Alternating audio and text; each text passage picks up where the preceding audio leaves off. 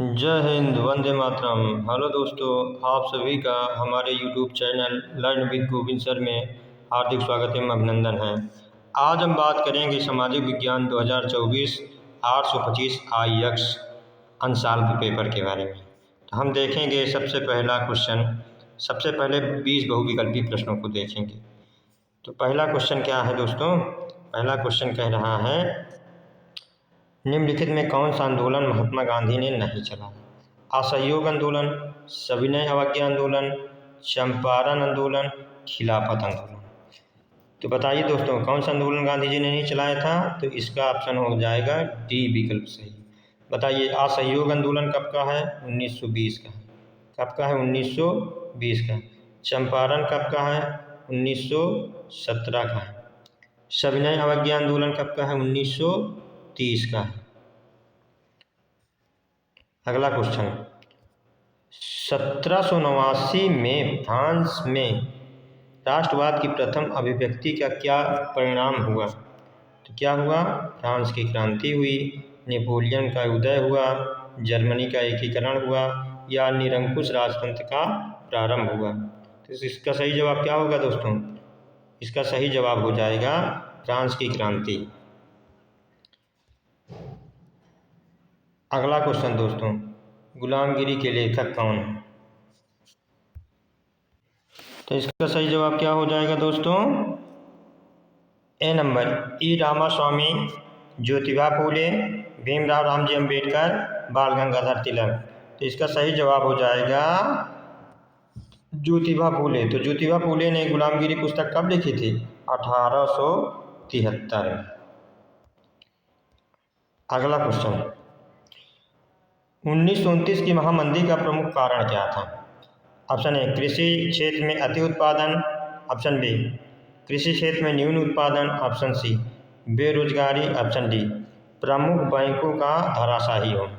इसका सही जवाब हो जाएगा दोस्तों, इसका सही जवाब क्या हो जाएगा? इसका सही जवाब हो जाएगा कृषि क्षेत्र में अति उत्पादन। क्या हो जाएगा? कृषि क्षेत्र में अति उत्पादन।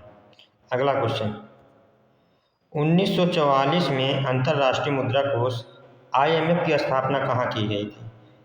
ब्रिटेन में, संयुक्त राज्य अमेरिका में, फ्रांस में, या भारत में? इसका सही जवाब क्या हो जाएगा दोस्तों? संयुक्त राज्य अमेरिका में।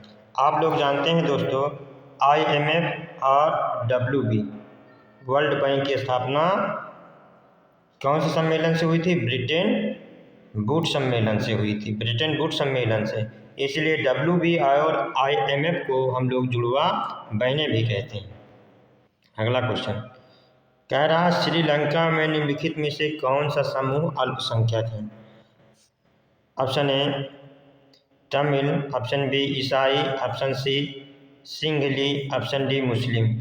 इसका सही जवाब हो जाएगा दोस्तों सिंहली। अगला क्वेश्चन, भारत में संघीय व्यवस्था है क्योंकि यहाँ शक्तियों का विकेंद्रीकरण है, यहाँ शक्तियों का केंद्रीकरण है, संविधान लचीला है, उपयुक्त में से कोई नहीं। इसका सही जवाब हो जाएगा दोस्तों, यहाँ शक्तियों का विकेंद्रीकरण। विकेंद्रीकरण क्या होता है? अर्थात शक्तियों का विभाजन है, कोई एक आदमी के हाथ में सत्ता नहीं। अगला प्रश्न है, निम्नलिखित में से कौन सा संघीय राज्य नहीं है, अर्थात केंद्र शासित प्रदेश नहीं है? मणिपुर राज्य है, हिमाचल प्रदेश राज्य है, त्रिपुरा राज्य, लेकिन दिल्ली राज्य नहीं है, केंद्र शासित प्रदेश है। अगला प्रश्न है, निम्नलिखित में से किस व्यवस्था के लिए राजनीतिक दल आवश्यक शर्त है? राजतंत्र, लोकतंत्र, तानाशाही, सत्तावाद। तो इसका सही जवाब हो जाएगा लोकतंत्र। अगला प्रश्न है, निम्नलिखित में से किसका संबंध लोकतंत्र से नहीं है? जनमत, ये तो होना चाहिए। राजनीतिक दल, ये भी होगा। उत्तरदायी शासन, ये भी होगा। बहुसंख्यकों का शासन, ये नहीं है लोकतंत्र का संबंध। अगला कह रहा है, निम्नलिखित में कौन सा खनिज धात्विक है? तो धात्विक खनिज कौन सा है? कोयला है, अभ्रक है, चूना पत्थर है, या लौह अयस्क है? इसका सही जवाब क्या हो जाएगा? लौह अयस्क।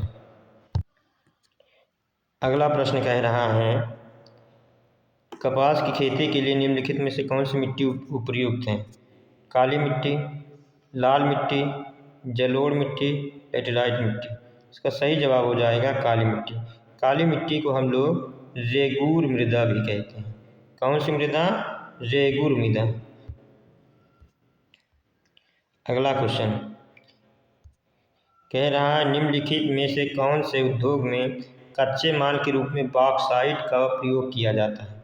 सीमेंट उद्योग में, एल्यूमीनियम में, लोहा तथा इस्पात में, कागज में। इसका सही जवाब क्या हो जाएगा? एल्यूमीनियम में। किसमें? एल्यूमीनियम में। अगला प्रश्न है निम्नलिखित में से किसको सेवा क्षेत्र के रूप में कहा जाता है या कहते हैं? प्राथमिक क्षेत्र को, द्वितीयक क्षेत्र को, तृतीयक क्षेत्र को या चतुर्थक क्षेत्र को? तो प्राथमिक क्षेत्र में श्रम, द्वितीयक क्षेत्र में निर्माण विनिर्माण, तृतीयक क्षेत्र में हम लोग सेवा क्षेत्र पढ़ते हैं। इसका सही जवाब हो जाएगा तृतीयक क्षेत्र। अगला क्वेश्चन कह रहा है सार्वजनिक क्षेत्र तथा निजी क्षेत्र के विभाजन का आधार क्या है? रोजगार की शर्तें, आर्थिक गतिविधियों की प्रकृति, उद्यमों का स्वामित्व या उद्यमों में नियोजित श्रमिकों की संख्या। तो इसका सही जवाब क्या हो जाएगा? उद्यमों में स्वामित्व। अगला क्वेश्चन कह रहा एजेंडा 21 का संबंध किससे है?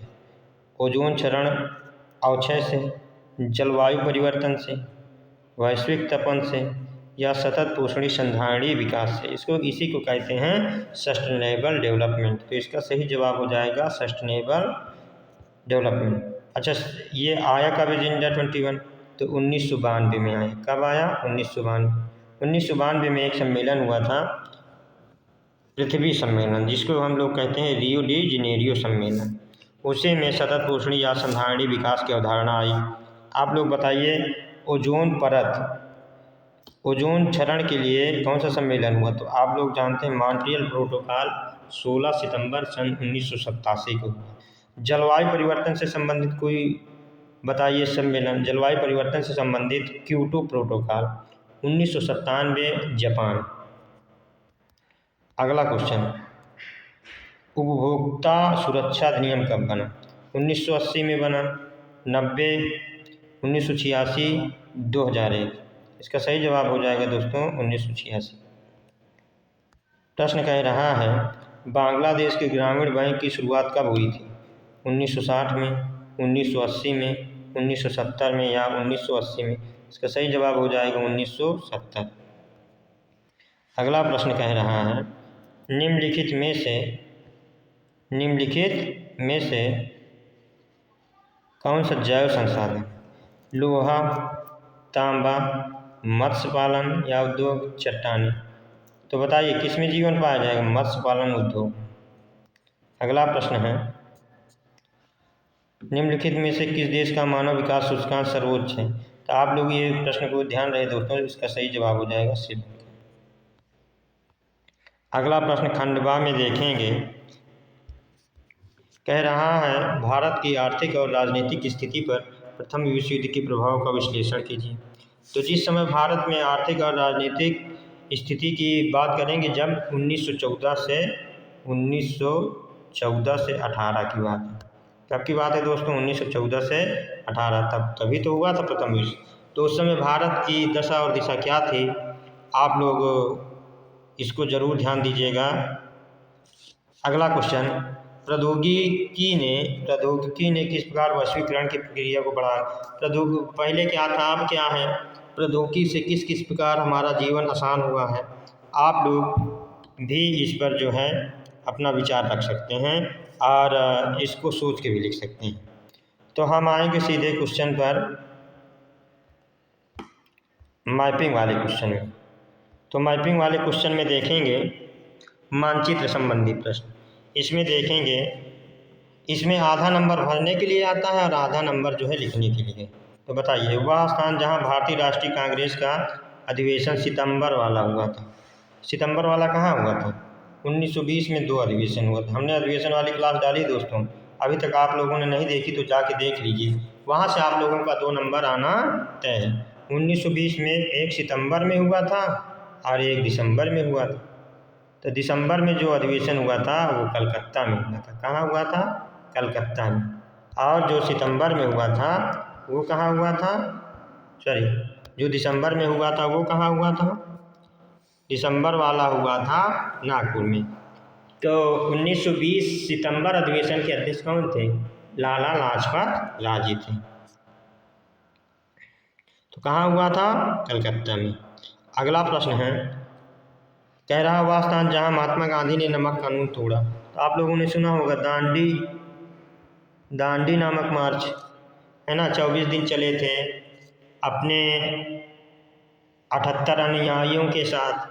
और कहाँ से? साबरमती से दांडी तक 24 किलोमीटर चले थे पैदल, और वहाँ गए, बोले ये लीजिए हमने आपका नमक कानून तोड़ दिया।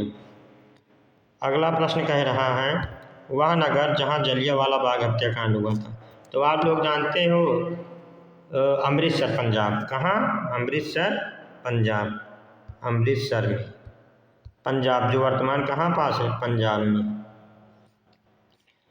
और उसमें घटना ये थी कि 13 अप्रैल 1919 की बात थी। वहाँ सैफुद्दीन किचली और उनके एक मित्र आपस में बातचीत कर रहे थे। बैसाखी का दिन था, वहाँ मेला लगा हुआ था। तो जनरल डायर ने निहत्थी जनता पर आदेश दे दिया और उसमें लगभग हजारों लोग जो बेगुनाह लोग थे वो मारे गए। यही थी अमृतसर घटना। इसी को हम लोग क्या कहते हैं? जलियांवाला बाग हत्याकांड। कब का है? 1919 का, 13 अप्रैल 1919। अगला क्वेश्चन, वह स्थान जहाँ चौरी चौरक घटना हुई थी। तो चौरी चौरक घटना कहाँ हुई थी? चौरी चौरक घटना हुई थी गोरखपुर, उत्तर प्रदेश। कहाँ? गोरखपुर, गोरखपुर, गोरखपुर उत्तर प्रदेश में हुई थी चौरी चौरा घटना। कब की बात है? ये 1922 की बात है, 5 फरवरी 1922। 5 फरवरी 1922 की बात है, चौरी चौरा घटना हुई थी। यहाँ क्या हुआ था? उग्र भीड़ ने पुलिस थाना को जो है जला दिया, जिसमें 7-8 पुलिसकर्मी शहीद हो गए थे।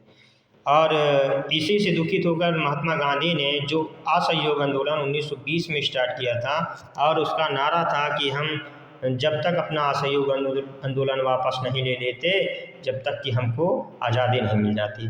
और 5 फरवरी 1922 को जब चौरी चौरा में घटना घटी, तो उससे दुखित होकर महात्मा गांधी ने 12 फरवरी, कब?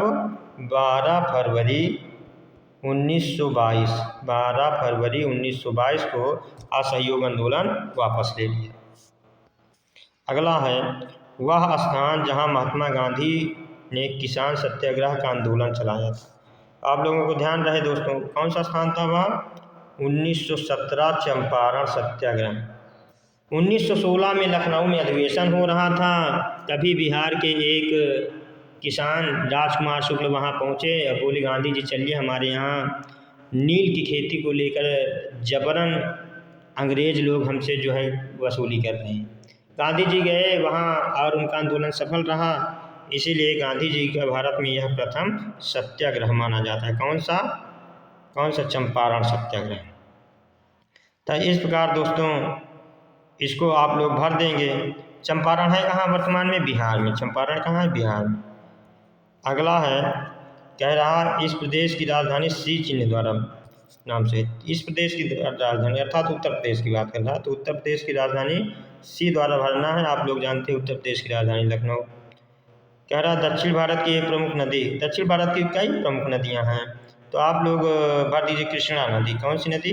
कृष्णा हो गया, गोदावरी हो गया, यही दो नदियां हैं। अगला, भारत के पूर्वी तट का एक समुद्री पत्तन या बंदरगाह त्रिभुज द्वारा दर्शाना है। तो कौन सा बंदरगाह है? आप लोगों को याद हो, पारादीप भर दीजिए आप लोग। कौन सा? पारादीप। पारादीप है कहाँ? उड़ीसा में। तूतीकोरन भर दीजिए, इन्नौर भर दीजिए, कोई भी भर दीजिए।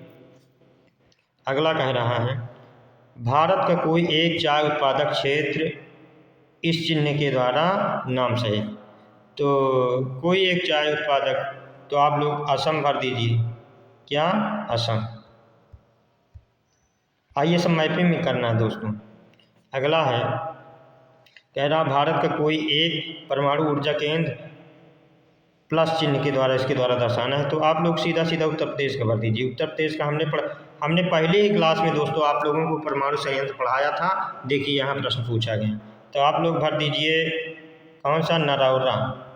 नरौरा कहाँ पास है ये, उत्तर प्रदेश के बुलंदशहर जिले में। या कलपक्कम, कुडनकुलम, तारापुर और इधर काकराबारा, कोई सा भी भर दीजिए आप लोग। और इस प्रकार मानचित्र कार्य भी संपन्न हुआ। आप लोग कमेंट बॉक्स में ज़रूर बताइए कैसी रही क्लास। और दोस्तों अपना प्यार बनाए रखें, चैनल को सब्सक्राइब करें, लाइक करें तथा बेल आइकन को दबाना ना भूलें। थैंक यू दोस्तों।